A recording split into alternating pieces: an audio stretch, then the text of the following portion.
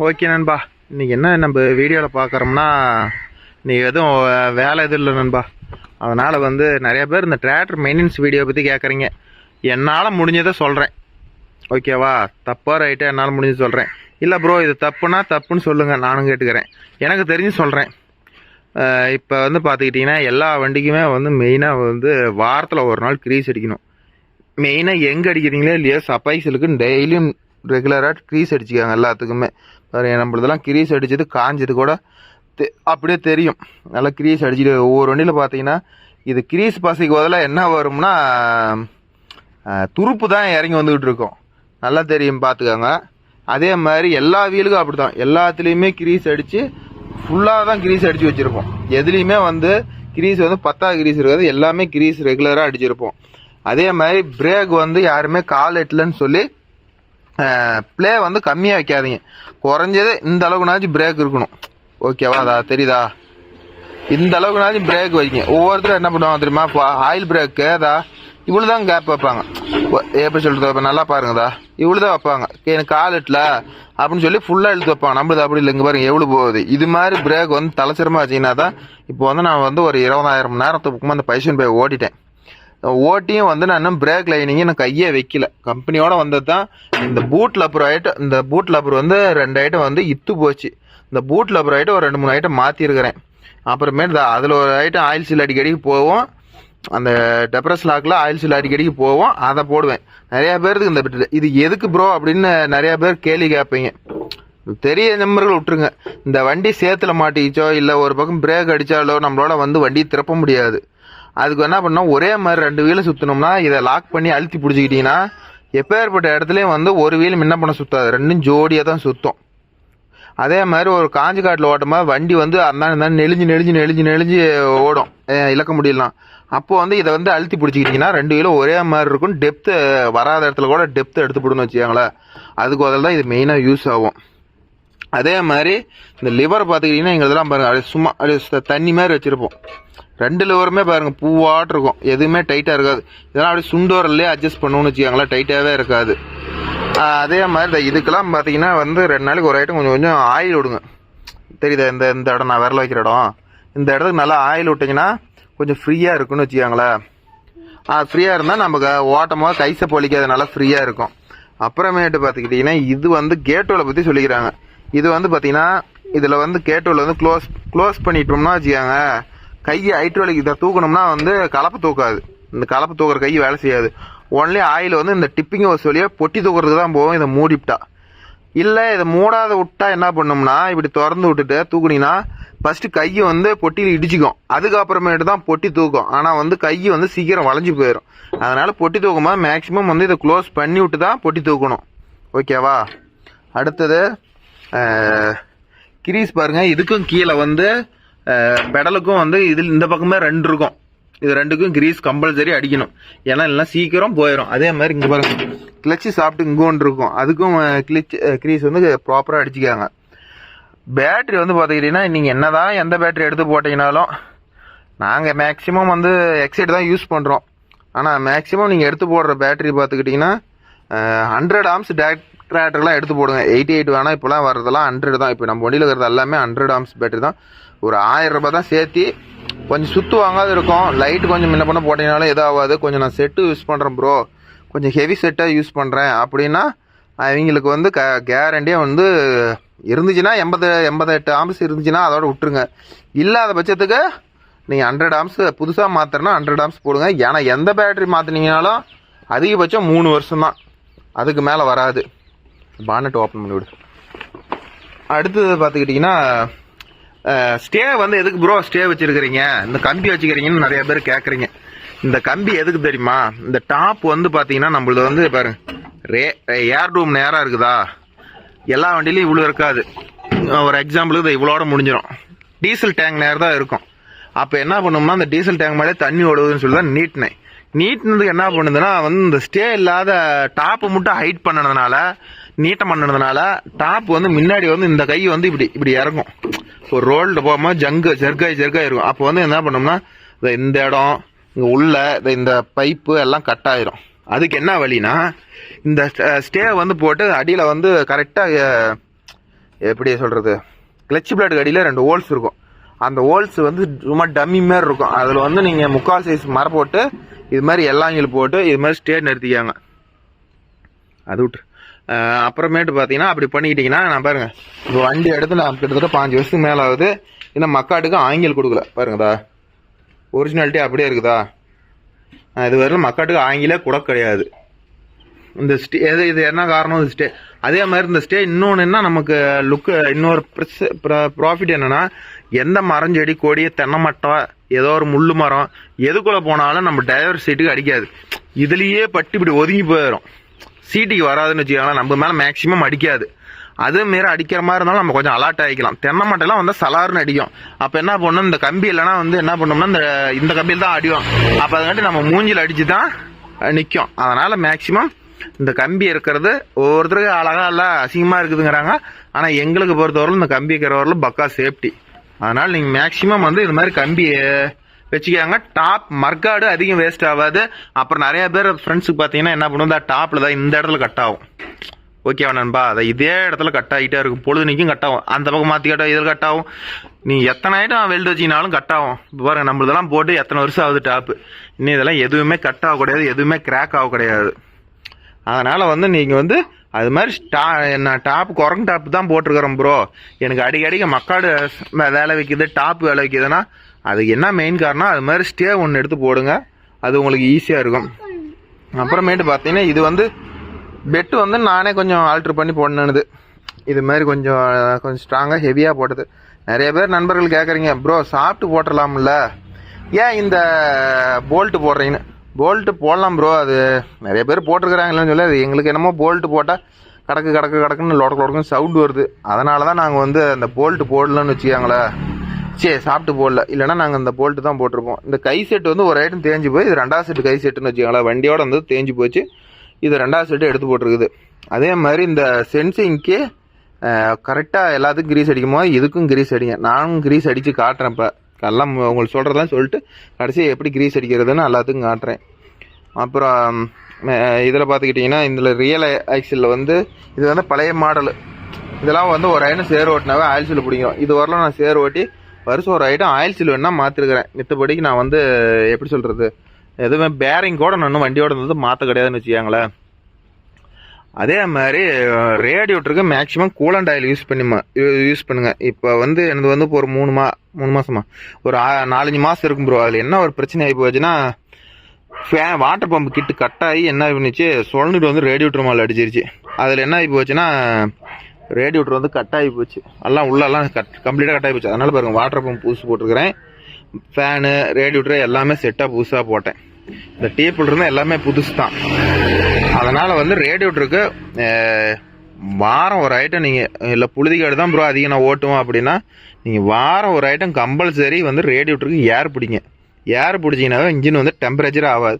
Belt வந்து பார்த்தீங்கன்னா இந்த ஒரு 2 வீலருக்கு சைனில் தைக்கிறீங்கம்மா, அந்த கேப் இருக்கணும்.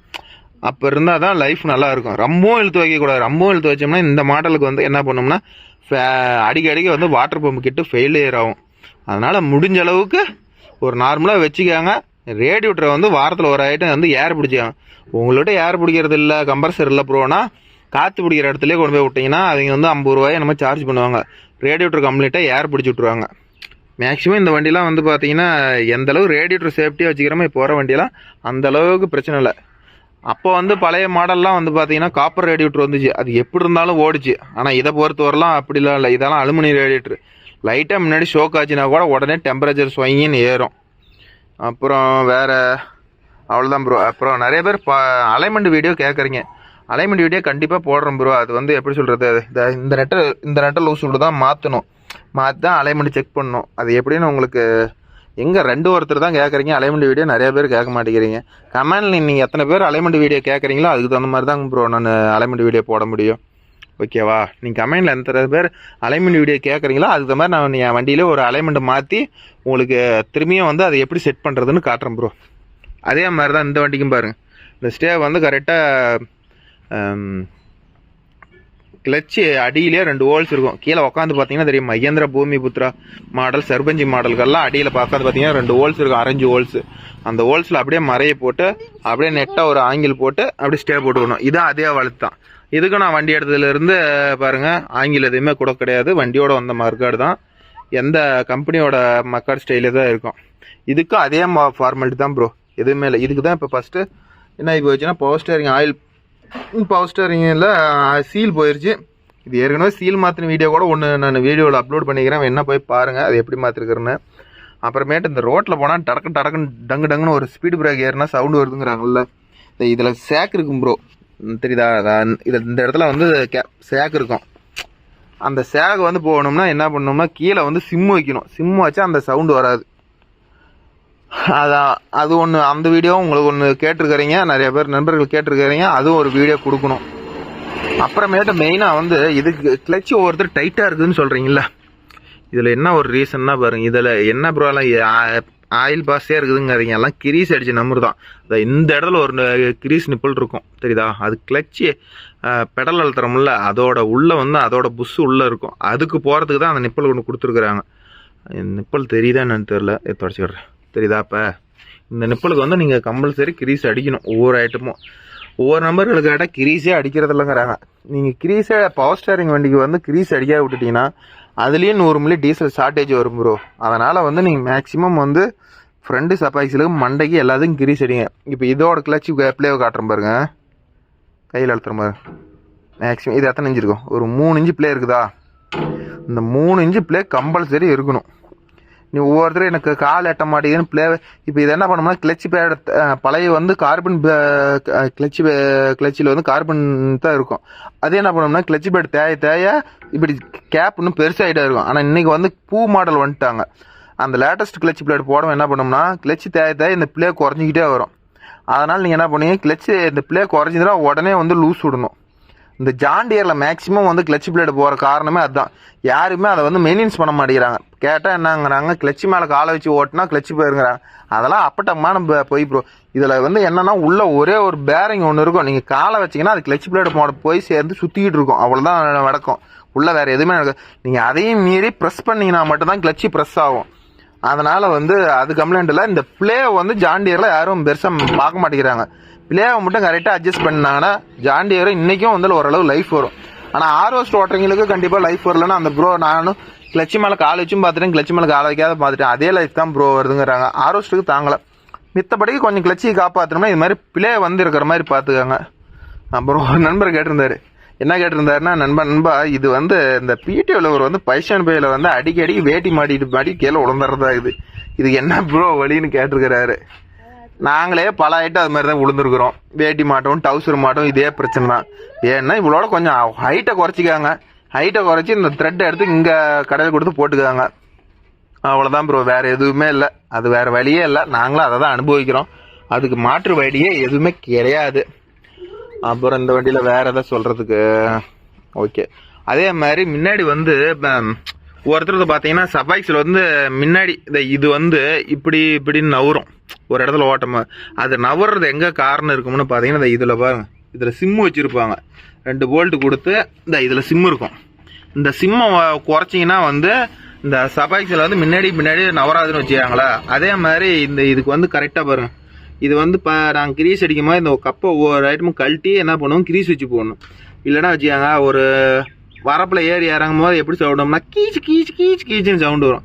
அது எங்கேருந்து வருதுன்னா இங்கே தான் வரும். ஓகேவா? எங்கள் கோகுல் வேறு என்னன்னு தெரில, நான் சொல்கிறத பார்த்துக்கிட்டு சிரிக்கிறான். நான் கரெக்டாக சொல்கிறீங்களா பொய்யே சொல்கிறீங்களா, ஏன்னா எல்லாத்துக்கும் தப்பான தகவல் கொடுக்குறீங்க அப்படிங்கிறான். எனக்கு தெரிஞ்சது அவ்வளோதான் ப்ரோ. அது வந்து அடிக்கடி சவுண்டு வரும். நிறையா வண்டியில் அதை கவனிக்காத ஓட்டுறாங்க, கண்டிப்பாக வரும். அதே மாதிரி இது மாதிரி குயிக் வால்வ் கிட் வாங்கி போட்டுக்காங்க. இது வந்து கழட்டுறது போடுறது எல்லாம் ஈஸி போடுறது. அவ்வளோதான், வேறு எதுவும் இல்லை. அதே மாடல் பெட்டு தான் இது. பாருங்க, பெட்டு எப்படி ஆல்ட்ரு பண்ணி போட்டிருக்கிறோம்னா, இது வந்து ரொட்டேட்டருக்கோசரம் ஆல்ட்ரு பண்ணி போட்டிருக்கிறோம். எக்காரது கொண்டும் ரொட்டேட்டருக்கு இதில் போடக்கூடாது. போட்டால் உள்ளே வந்து இதில் பாருங்க சென்சிங் ஒன்று இருக்குதா, இது வந்து உள்ளே கட்டாயிரும். உள்ளே ஒரு சின்ன பிளேடு மாதிரி தான் கொடுத்துருப்பாங்க, அதனால் அது கட்டாயிரும் நண்பா. அவ்வளோதான். இது வந்து வண்டியோட வந்த டயரு 3000 மணி நேரத்துக்கு 3200 மணி நேரம் தான் ஓடி இருக்குது. Tyre flat. இப்போ டயர் எடுக்கணும். 4 டயருமே வண்டியோட வந்த டயர் தான். நாங்கள் டயர் எதுவுமே மாற்றலை. அடுத்தது இதுவும் பாருங்க, அதே மாதிரி தான் லிவர் பாருங்க எப்படி இது. இதில் ஒரு தகடு மாதிரி வரணும்பா. அந்த தகட்டெல்லாம் நாங்கள் வெட்டி அணிஞ்சிவிட்டோம். ஏன்னா நாங்கள் இப்போ உழவோட்டமாக இதை கீழே இறக்கி விட்டு இதில் தான் அட்ஜஸ்ட் பண்ணி ஓட்டுவோம். அதனால் வந்து இதில் இருக்கிற தகடு வந்து டிஸ்டர்பன்ஸாக இருக்குதுன்னு சொல்லிட்டு அறுத்து அணிஞ்சிட்டோம். நம்மளது வந்து இதை ஃபுல்லாக தூக்குனீங்கனாவே மேலே எந்திரிச்சிக்கும். ஆனால் ஒவ்வொருத்தர் அது எந்திரிக்காத காரணம் என்னென்னா, அங்கே இது எந்திரிக்காத காரணம் அந்த லெவர் எந்திரிக்கலாம். என்ன பண்ணோம்னா இந்த இடத்துல பாருங்க, ஒரு 12 ஸ்பேனர் போடுற மாதிரி இருக்கும்.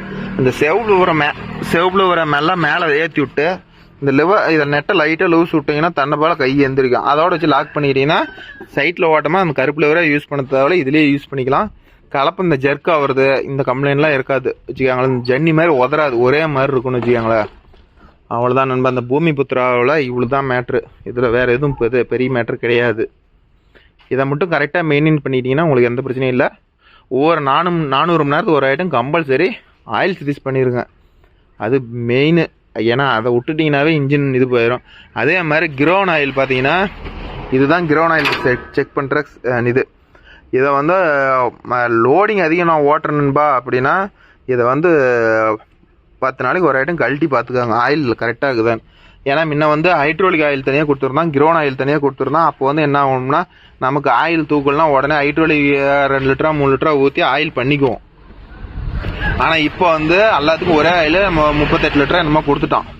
அது கொடுத்ததுனால என்ன பிரச்சனைனா, ஆயில் வந்து தொட்டியில் குறையிறதே தெரியாது. சுத்தமாக காலி ஆகும்னா தான் 40 லிட்டர் ஆயிலும் போயிடுச்சுன்னா தான் நமக்கு வந்து பொட்டி தூக்கலன்னு தெரியும். அந்த 40 லிட்டர் ஆயிலும் குறைஞ்சி போய் நம்ம அப்படியே ஓட்டிகிட்டு இருந்தோம்னா, ஒரு 20 லிட்டர் குறைஞ்சி போச்சுனாவே வந்து பல்லெல்லாம் தேய ஆரம்பிச்சிடும், பேரிங்கெல்லாம் அடி வாங்க ஆரம்பிச்சிடும்.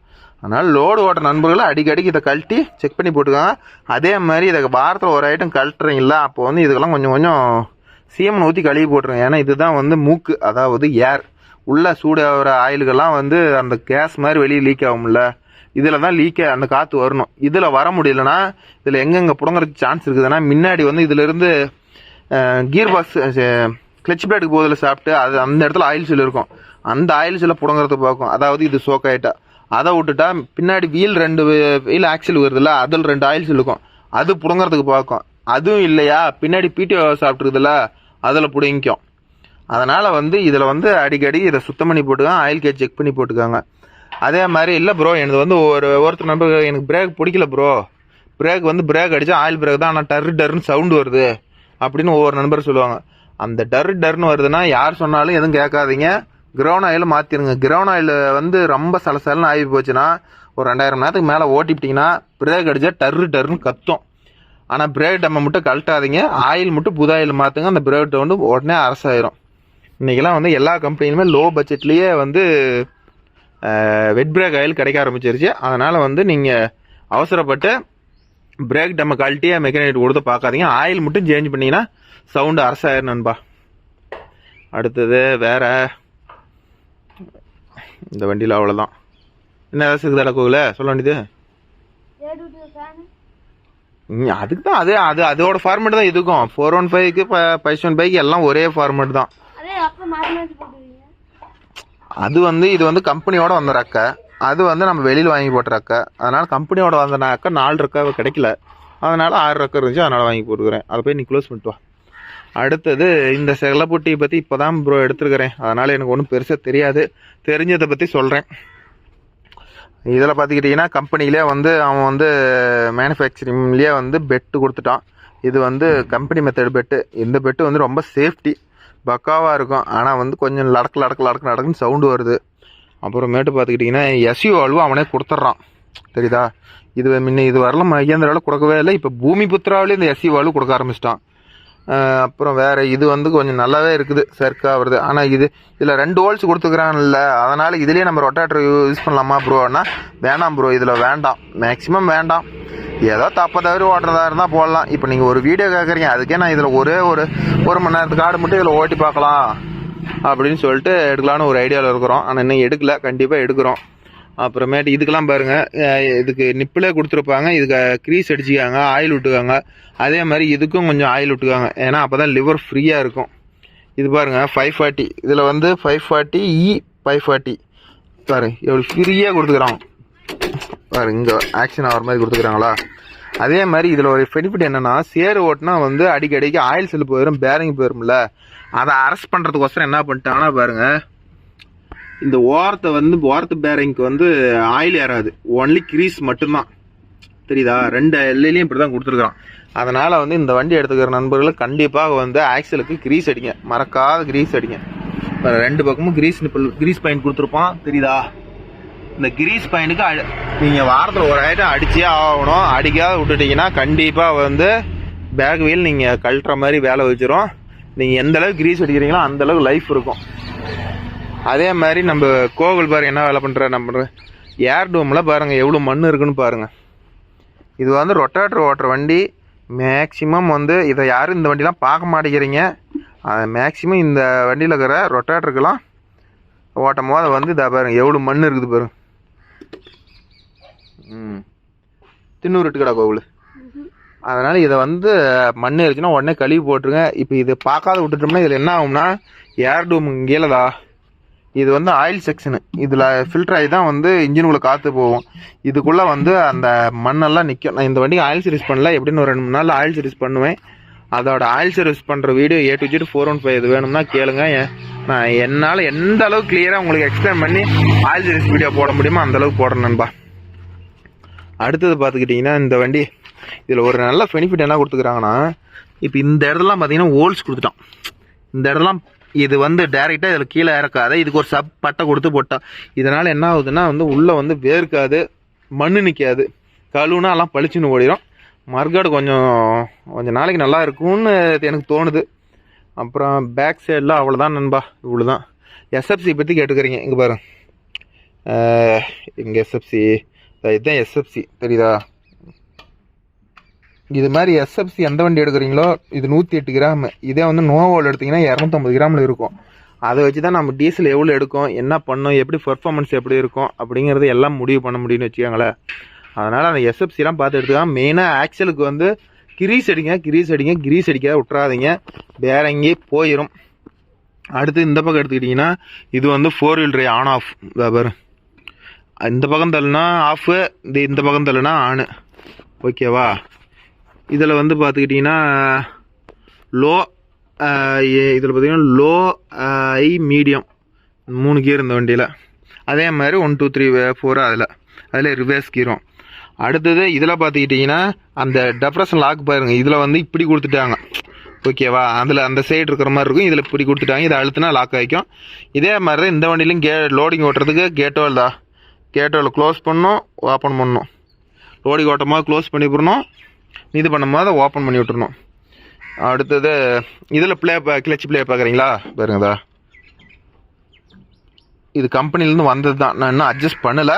நாங்கள் இப்போ அட்ஜஸ்ட் பண்ணோம்னா இன்னும் கீழே தான் இறக்கி வைப்போன்னு வச்சுக்காங்களேன். இதில் எங்கே ப்ரோ பிடிஓவில் வர காணோம்னா இது வந்து இங்கே இந்த இடத்துல கொம்பு மாதிரி நீட்டிகிட்டு இருக்குது ப்ரோ. இது வந்து இறங்கும் போதும் ஏறும் போதே ரொம்ப டிஸ்டர்பன்ஸ் பண்ணுது. அதனால் கழட்டிட்டோம். அது வந்து வேறு மாதிரி ஆல்ட்ரு பண்ணி நோவோ சீரீஸில் வர மாதிரி இப்படி இந்த இடத்துல உள்ள அடக்கமாக வர மாதிரி ஆல்ட்ரு பண்ணி போடலான்னு கழட்டி வச்சுக்கிறேன். இன்னும் மாட்டில் கழட்டி வச்சுக்கிறேன், இன்னும் எதுவும் அதுக்கு வேலை செய்யலை. அது எப்படி ஆல்ட்ரு பண்ணுறேன் என்ன பண்ணுறேன்னு அந்த பிடிஓ லாடுக்கு உங்களுக்கு தேவைன்னா சொல்லுங்கள், அது ஒரு வீடியோ உங்களுக்கு மேக் பண்ணி போடுறேன். அடுத்து வந்து இந்த டிசிஷன்ஸை பற்றி ஒரு நண்பர் கேட்டிருந்தார். இது வந்து எப்படி ப்ரோ வேலை செய்யுது என்ன பண்ணுதுன்னு கொஞ்சம் வீடியோவில் ஒரு வீடியோ மேக் பண்ணி கரெக்டாக சொல்லுங்கள் ப்ரோ அப்படின்னு. ஒரு வீடியோ மேக் பண்ணுறவங்களுக்கு இதில் அவ்வளோ இன்ஃபர்மேஷனுக்கு தான் தெரில ப்ரோ. கண்டிப்பாக அது இன்னும் நாங்கள் வாங்கலை, கம்பெனிலேருந்து ஒன்று கொடுத்தாங்கன்னா கண்டிப்பாக அதுக்குள்ளே என்னென்ன அம்சம் இருக்குது, எப்படி ஒர்க் ஆகுது, எப்படி ஜிபிஎஸ்லாம் வேலை செய்யுதுன்னு காட்டுறேன். அதோட ஜங்ஷன் பாக்ஸ் இது தான்.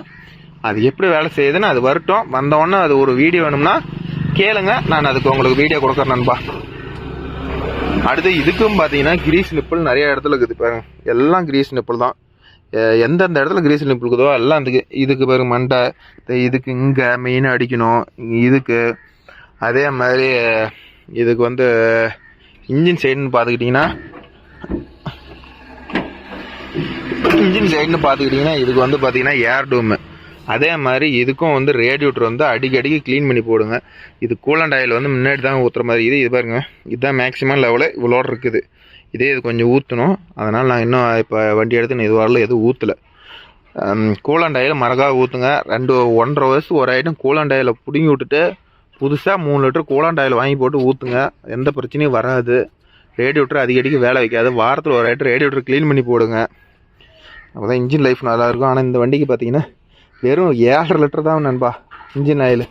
இந்த வண்டியில் என்ன ஒரு ட்ராப் ஆகுன்னா, உங்களுக்கு யார் வண்டியில் இந்த நோ சீரிஸ் யுவோ சீரிஸ் வச்சுக்கிறீங்களா அவங்களுக்குலாம் இருக்குதுன்னு சொல்லுங்கள். இது பாருங்க பிரதர் நெட்டு தான்.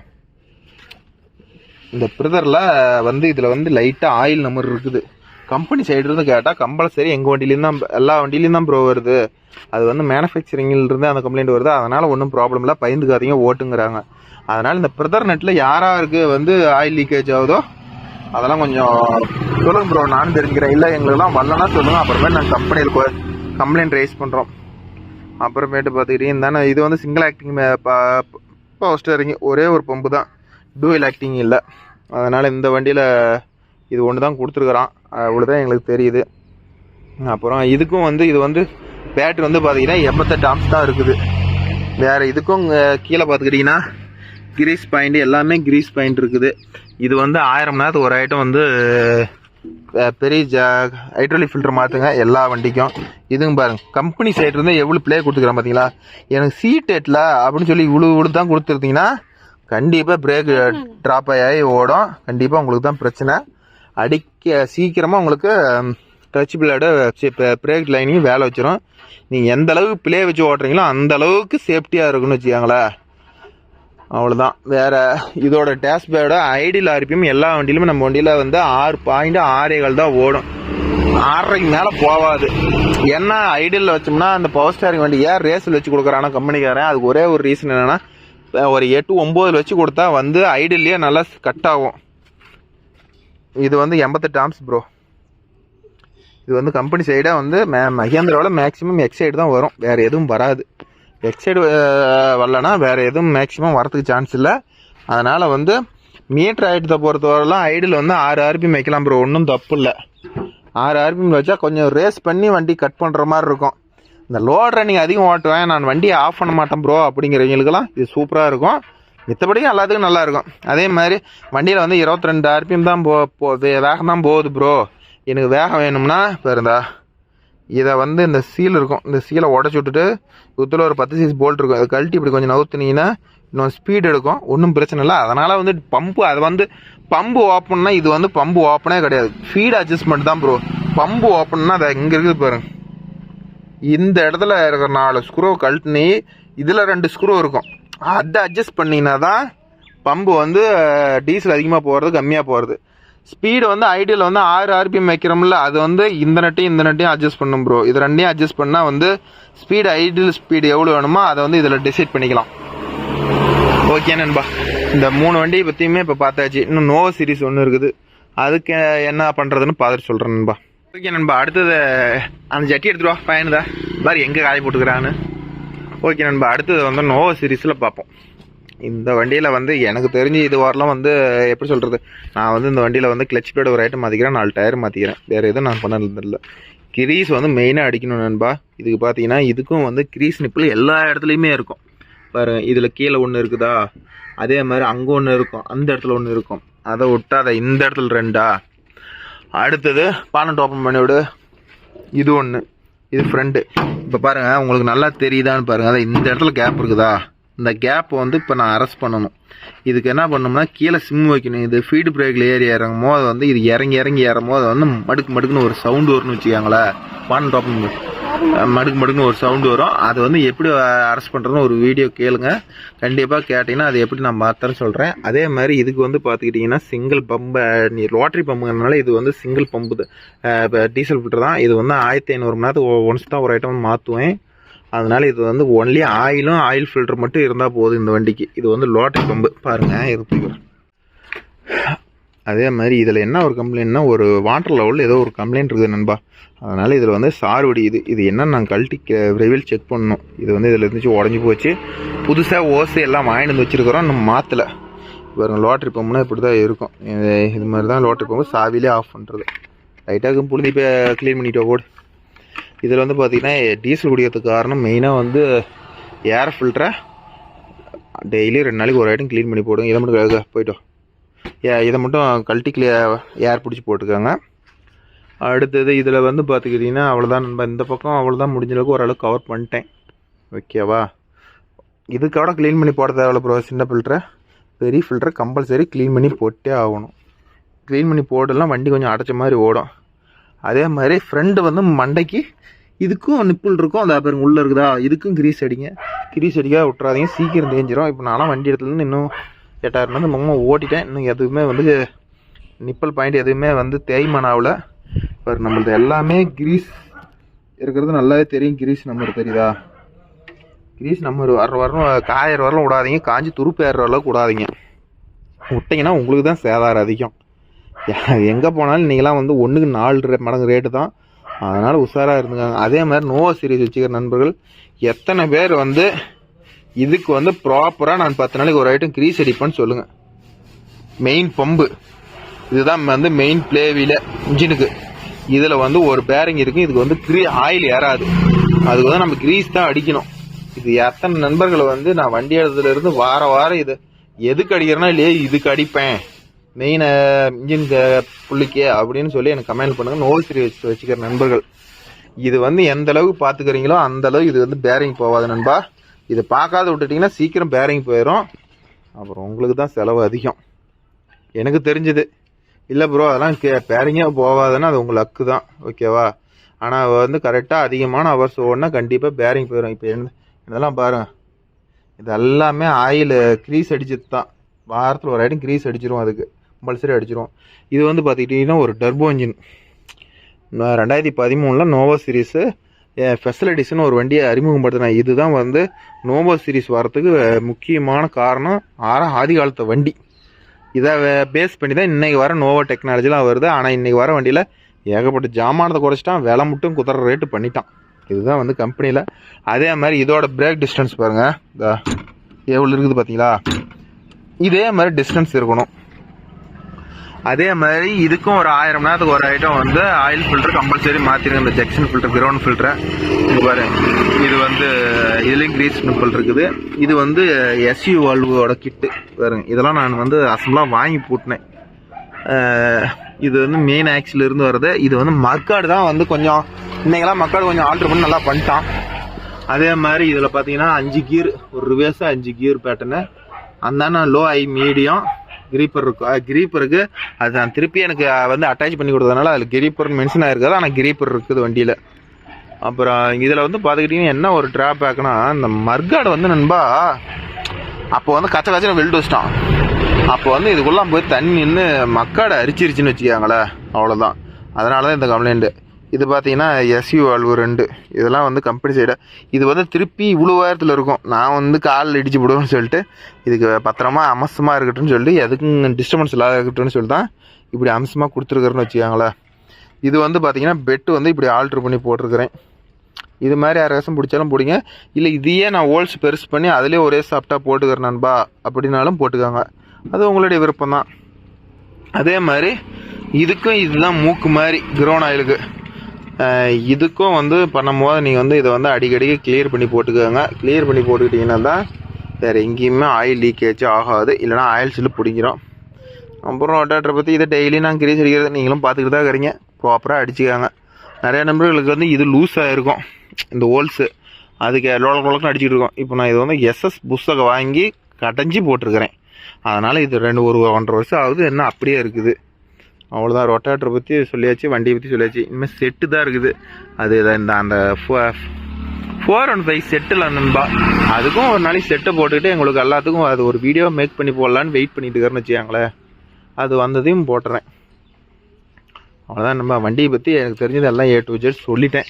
இவ்வளோ தான் மேட்ரு. ஆனால் கண்டிப்பாக மறக்காமல் வந்து நீங்கள் என்றைக்குமே வந்து போட என்னடா போட.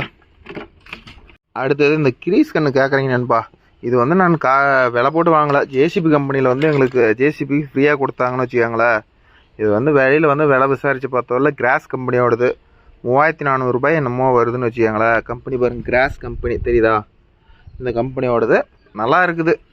எவ்வளோ தூரம் காஞ்சி போய் கிடந்திருந்தாலும் கிரீஸ் அடித்தா டக்குன்னு ஏறிடுதுன்னு வச்சுக்கோங்களேன். சைலன்சர் இட மாட்டல டேய், மழை வருது. அவ்வளோதான் நண்பா.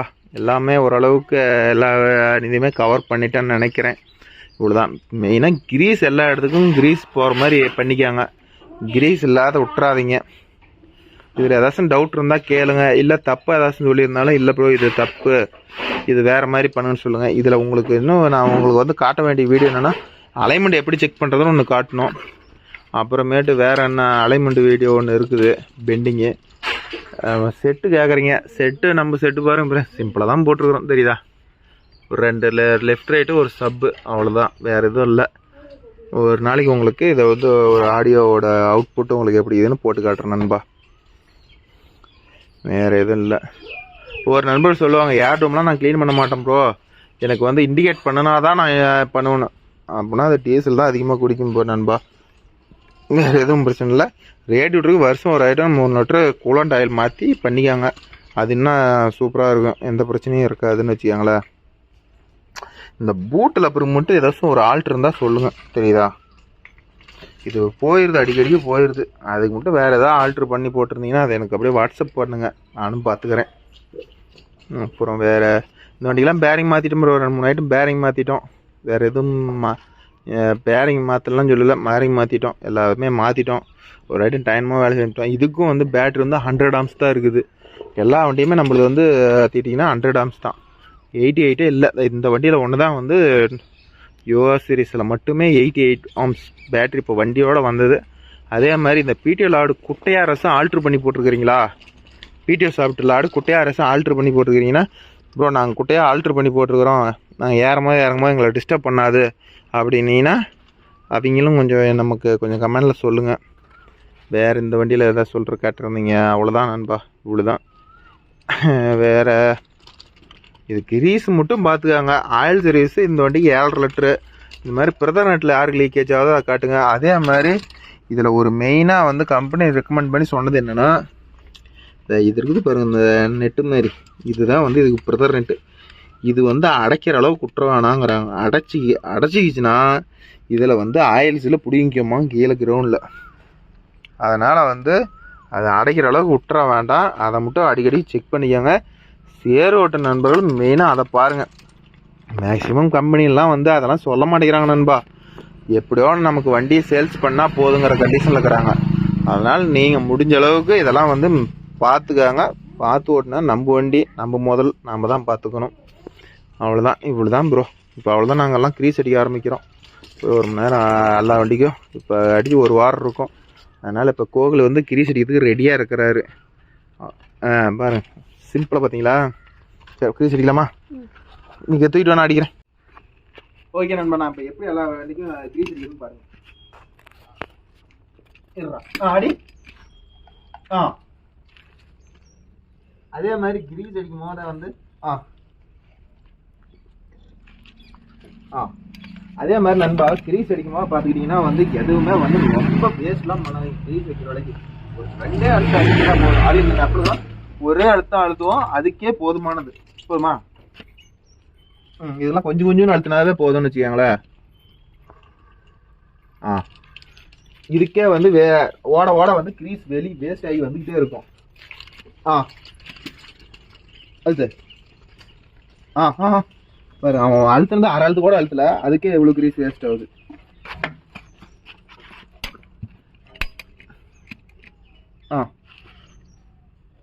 அழுத்து.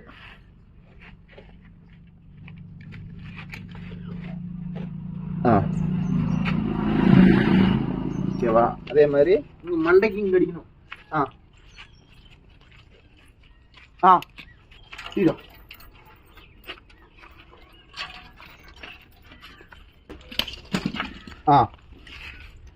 இது கம்பல்சரி அழுத்துங்க, அப்பதான் நல்லா இருக்கும். தீரோ ஓகே, இவ்வளவுதான். ஒரு 10 நிமிஷம் வேலை கூட ஒரு வண்டிக்கு 2 வண்டிக்கு 1/2 மணி நேரம் ஆகும். தீரோ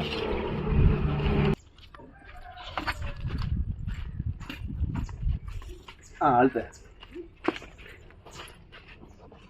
இது வந்து பிடி ஆகுது, இது வந்து பிரேக்.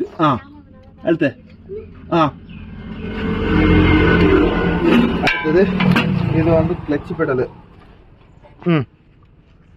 ஆ இது வந்து பிடி ஆகுது. ம் ஆ போதும். அடுத்தது எண்டு. அது அது ஆ போதும். இது வந்து சப்பாய்க்கல். ஆ அது கோவில் அழுத்த ஸ்டைல பாருங்க. ஆ போதும் பொருத்திடும். கோவில் கிரீஸ் எடுறானதுக்கு ஐயோ ஐயோன்னு விட்டுக்கிறான்.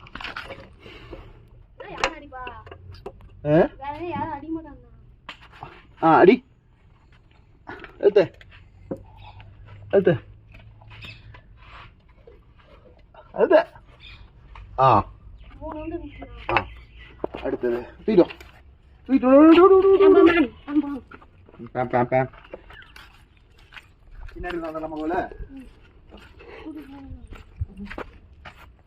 அடுத்தது ஃபர்ஸ்ட் இதுக்கு அடிப்போம். வந்துருச்சு கிரீஜ்ரா. அடுத்தது சபைஸ்ல சொன்னல இதுக்கு. அடா அழுத்த. இதுக்கு மட்டும் 2-3 கண்ணு அழுத்தியாங்க. அழுத்துறா அழுத்த.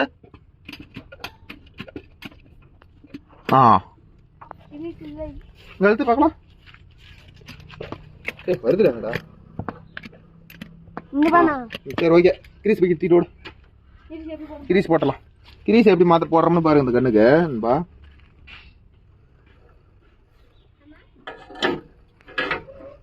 இது ஈஸியான மேட்டர் தான். இதை இப்படி கழட்டிட்டு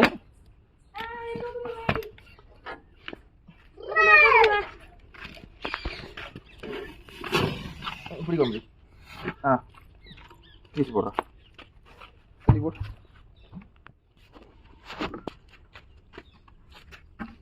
இந்த பேட் மேலே இருக்கிறதெல்லாம் வலிச்சு கீழே போடு.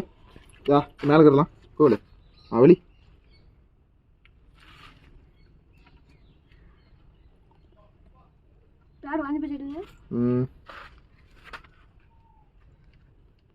அடியில் இருக்கிறது விட்டுரு, மேலே இருக்கிறது வலிச்சு போடு. ஆய் போதும். அதை நல்லா அள்ளி போடு. நிறைய கீழே இருக்குதா?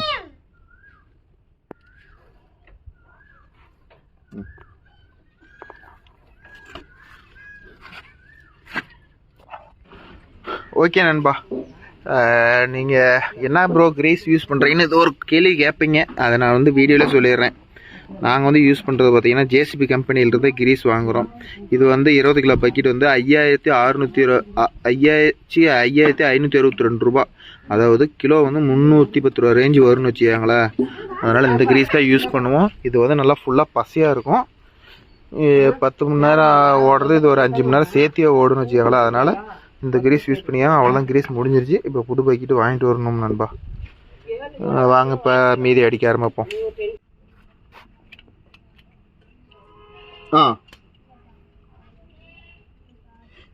போடி அடி. பூவாட்டும் போதா? அடி அந்த